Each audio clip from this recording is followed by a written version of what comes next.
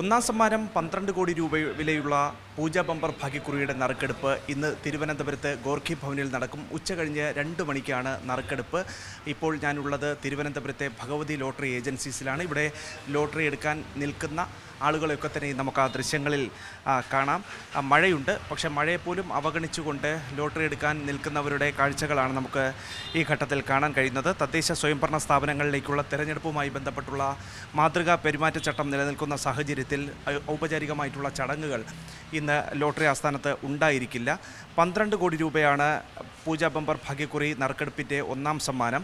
അത് രണ്ടാം സമ്മാനം 1 കോടി രൂപ വീതം ഓരോ പരമ്പരയ്ക്കും, മൂന്നാം സമ്മാനമായി 5 ലക്ഷം രൂപ വീതം 10 പേർക്ക് ഓരോ പരമ്പരയിലും 2 വീതം ലഭിക്കുമെന്നുള്ളതാണ് ശ്രദ്ധേയമായിട്ടുള്ള കാര്യം. നാലാം സമ്മാനമായി 3 ലക്ഷം വീതം 5 പരമ്പരകൾക്കും, അഞ്ചാം സമ്മാനമായി 2 ലക്ഷം വീതം 5 പരമ്പരകൾക്കും ലഭിക്കുമെന്നുള്ളത് കൂടി ഈ പൂജ ബമ്പറിൻ്റെ ശ്രദ്ധേയമായിട്ടുള്ള കാര്യമായി തന്നെ നമുക്ക് സൂചിപ്പിക്കാനും കഴിയുന്നുണ്ട്. കൂടാതെ 5000, 1000, 500, 300 വീതം രൂപയുടെ ഉൾപ്പെടെ ആകെ 3,32,130 സമ്മാനങ്ങളാണ് പൂജ ബമ്പർ ഭാഗ്യക്കുറി നറുക്കെടുപ്പുമായി ബന്ധപ്പെട്ട് നൽകുന്നത്.